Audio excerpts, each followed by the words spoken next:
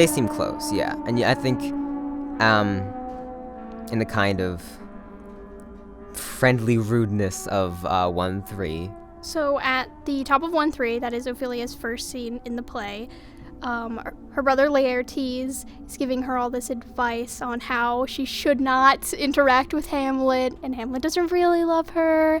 Well, he's clearly, I think he's protective, but he's, I think, the least competent between them, for that protectiveness. And she's like, well, I can deal with my own issues. Okay, you're leaving for France. I've got this. So I think he's kind of trying to fulfill a role that he doesn't fulfill. He just kind of get forced into it, but I don't think that's preferable for either of them.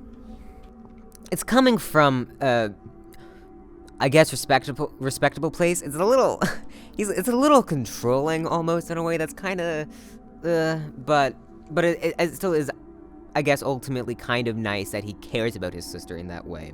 He's warning Ophelia about a relationship with Hamlet because Hamlet is the prince, and even if he does love Ophelia, that doesn't really mean as much because he's the prince and because of his greatness, his position in the hierarchy.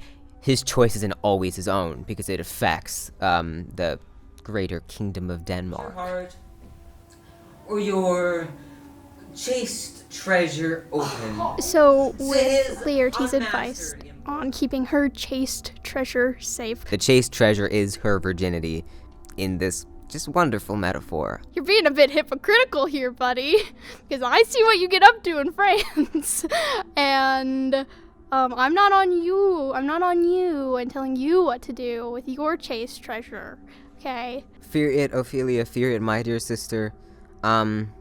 It's just kind of, I think it's him dialing back a little and being a little less, blunt, and him just kind of saying, like, just please be careful. And I think there's like a little bit of an apology in there for what he just said. The cherished maid is prodigal enough if she unmasks The cherished maid is prodigal enough if she unmasks her beauty to the moon. Even the best, most virtuous maid is still, like, right at the limit if she even reveals herself to something as omnipresent as the moon. I think he's kind of apologizing again for whatever he just said. With be wary then, best safety lies in fear. Just another, please be careful.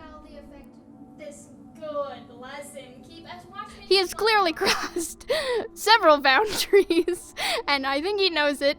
And she is not afraid to make him know that it's awful, and that he needs to back off. Youth to itself rebels, though none else near, is, to me at least, probably the only insightful thing he's actually said. To be wary of that rebellious nature, because it comes up even, not for anybody, just for yourself. Adolescence is its own worst enemy.